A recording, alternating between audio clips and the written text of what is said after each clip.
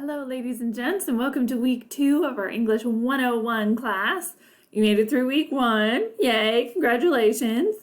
Now we're moving into the real good stuff. So, yay. First week, you got to do the syllabus and get to know you things. This week, we're getting into the meaty content, which is fabulous. So, at the beginning of every single week, I'm going to post a video like this in the announcements. Please take the time to watch it. It's going to be between 5 and 10 minutes long, 10 minutes max. Normally it's closer to 4 or 5 minutes, where I'm going to go over what we're doing this week. We're going to look at the calendar together. I'm going to show you where all the helpful resources are located in the modules tab and in our Canvas classroom. We're going to talk about assignment due dates, and I'll answer frequently asked questions that have come up from students in the last 10 years that I've been teaching. So it gives you a lot of really good information right at the beginning of the week so you can figure out how you need to plan your time, how to wisely invest in this class, and how to get the most out of your week's worth of assignments. So do make sure to watch these weekly overview videos at the beginning of the week. I'll post them every Monday, normally in the morning, unless my children are vomiting or something, and then it will be later in the day. Or if Monday is a holiday, I'll post these on Tuesday, but we don't have many of those in the quarter. So please watch these on Mondays. They will help you so much. Seriously, it's such a good use of your time. Because it's a 5-minute video, except for this one because it's the first one, so it's going to be a little longer. 5-minute video, instead of you reading a prompt and spending 20 minutes trying to digest it and then practicing and then not getting it right and then sending me an email and then waiting for me to reply, all that takes so much more time than watching a 5-minute video. So watch the video. It's going to save you so much time. This week, we are getting into Murder on the Orient Express by Agatha Christie. Hopefully you all have the correct books. If you do not have the correct book, go to the Mid-Columbia libraries and borrow it from them until your book comes in the mail. That way you don't have to fall behind. We have a ton of libraries in the Tri-Cities, just so many. Richland Library kind of does its own thing. You can go to them for a copy of the book. You can get copies of the book from any of the Mid-Columbia libraries, West Richland, Kennewick, Pasco. All of them have multiple branches of libraries. You can also, if you have a library card for the Mid-Columbia libraries, you can get the ebook for free to borrow, on your phone, through the library app. So really, there's no excuse to not have the book, because you can have it for free from the library while you wait for yours to come in the mail. So go to your library. Libraries are awesome. And get the book ASAP if you don't already have it. You are reading through page 78 today, if you've got the same copy of the book that I've got linked in the announcements and in the calendar and all of that. If you don't have that same copy, you're just going to be reading through the end of chapter 8, part 1, chapter 8. Then you're going to view Murder Not Muck Duck. This is all about murder mystery tropes, and Agatha Christie, being the queen of murder mystery, created a ton of really cool tropes. So we're going to be watching that today. It's in the modules tab. I'll show you in a second. Then we are going to be watching Close Reading Strategies, parts 1 and 2 tomorrow, and you're going to be engaging with these ideas in a compare and contrast style free write in the discussion boards. Then you're going to continue reading Murder on the Orient Express. You're going to read through part 2, chapter 6. It sounds like a lot, but the book is really little and there's not a lot of text on every page, so it actually goes surprisingly quickly. Or you can listen to the audiobooks, which are also available at the library. Our library is the coolest thing ever. They really, truly are. They're amazing. We love the libraries. I will give you this caveat. Don't watch the movies, either version of the movie, and expect it to be the same as the book. They're wildly wonderful, entertaining videos. But they make some very interesting choices about characters and motivations, and they are not the same as the book. So if you are operating under the assumption that you can just watch the movie instead of reading the book, I hate to rain on your parade, but it's not going to work. So read the book. Then, after that little read the book spiel, you're going to be engaging with ideas in a discussion board called How is Justice Different Than Revenge? This is a chance for you to kind of play with ideas and dig into them a little bit more. And all of our assignments are hyperlinked through the calendar, so you can always just click like that. And then this week is heavy. You can see we're doing a lot this week. Following weeks, less heavy. So just make it through this week. If this feels like a lot, it is.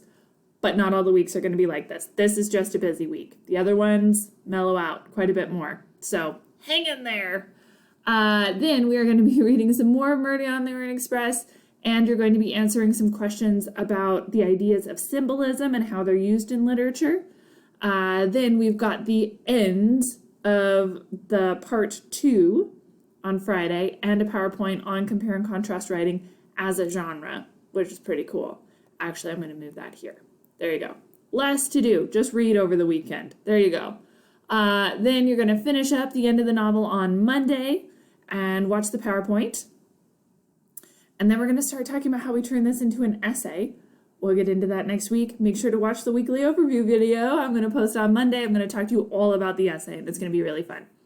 Good things coming. So that's what we're doing this week. It looks like a lot. It is a lot.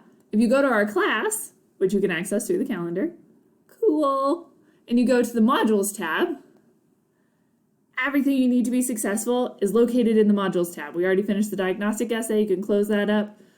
Project 1 has its own folder. Each of our major projects do have a folder, so make sure you're using those resources.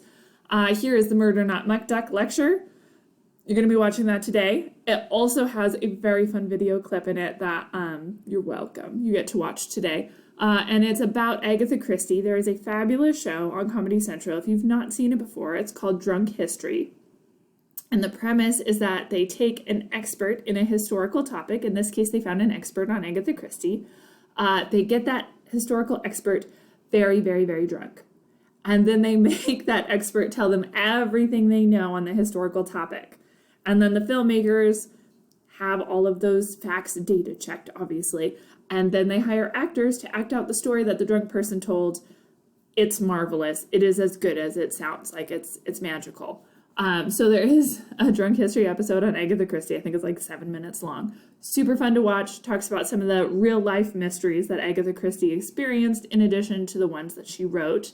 And the recorded lecture, Murder Not Muck Duck, goes over the murder mystery tropes that you'll find as a part of Murder on the Orient Express, as well as how Agatha Christie's writing impacted the genre as a whole. This week, we're also looking at the close reading strategies. Here's lecture video part 1 and 2. My recorded lectures are typically less than 15 minutes because that's kind of what educational psychology says the human attention span is. I would argue it's probably a shorter attention span due to the way that our brains get rewired through how we process information. There's a really interesting study about how Google kind of changed how we process information in our attention spans. There's certainly data saying that our attention spans and information processing is changing with social media, in particular, things like Twitter, TikTok, Instagram, things that you get very short pieces of information to engage with as opposed to more lengthy things like a book. So we are getting rewired. There's less length of attention span typically in terms of neurodiversity and stuff like that. So all that to say, my videos typically are less than 15 minutes. Murder Not Muck Duck, I think, is right at 14. Close reading strategies. The first one is 15 minutes. The second one is 5 minutes. It just didn't all fit in the 15 minute. I set myself limits on the videos. I ran out of time on this one. So 5 minutes on part 2. Make sure to watch both parts. Very important. Here's murder mystery tropes, which is interesting information in terms of the literary genre. Here's a whole PowerPoint on symbolism, as well as John Green's crash course on symbolism. This is a fabulous thing to watch before you answer the Is That a Symbol discussion boards. First of all, because John Green's amazing and hilarious, and I wish I was as cool as he is. And secondly, because he does a great discussion on what symbolism is and also what it isn't, which I think is a really important distinction to draw. So we've got that video. It is also short. He does a good job of keeping his videos short. If you want some historical context for Murder on the Orient Express, what's going on in the world while the characters in this novel are operating, why might they have some of their prejudices and biases that we see, this historical context can help you out with that. And then if you're interested in the real-world tie-ins to this novel, Agatha Christie was inspired to write this book because of a real-life murder mystery case that was all over the newspapers that didn't really reach a satisfying conclusion. So she decided, because there was no justice really in the real-life case, she decided to write a novel that maybe wrapped up more nicely. So this PowerPoint goes over that murder mystery case that inspired Agatha Christie. It was the Lindbergh tragedy in which Charles Lindbergh's young son, who was about 2 years old, was kidnapped, and later his body was found in the woods. It was a very sad thing. The Lindberghs were super famous. Like, we're talking like Kardashian level famous. Everybody knew everything about their lives. And so to have one of their children kidnapped and then murdered, obviously hit the news cycle in a big way. So check out that PowerPoint if you're interested in learning more. You'll also find that there's supporting materials. Is that a symbol? Is the article you're going to be reading for the discussion board, is that a symbol? So you're going to want to read that. There's lots of helpful stuff to assist you as you write the essay next week, so keep an eye on that, particularly this article, The Psychological Approach to Revenge and Justice. You're going to want that for next week. And then here's how we break down the essay. We're going to talk about this next week, but if you'd like to look ahead, there's all the resources you're going to need. Fabulous! That's where we're going. We just have a minute left in this video, but I want to mention e-tutoring. If you want to earn extra credit in this class, sign up for a session with CBC in-person tutors in the T building or the CBC online tutors in the Writing Center online. Send me a copy of the feedback via email and I will enter extra credit points for you. You can do that up to 3 times this quarter for points, but you can go as many times as you want to get help. All right, that's where we're headed this week. We are working on our reading of Murder on the Orient Express, as well as some recorded lectures that are going to give us all the background we need to be successful in the essay, which we will begin next week. That's the overview. Have a great week, guys. If you have questions, reach out. I'm here to help.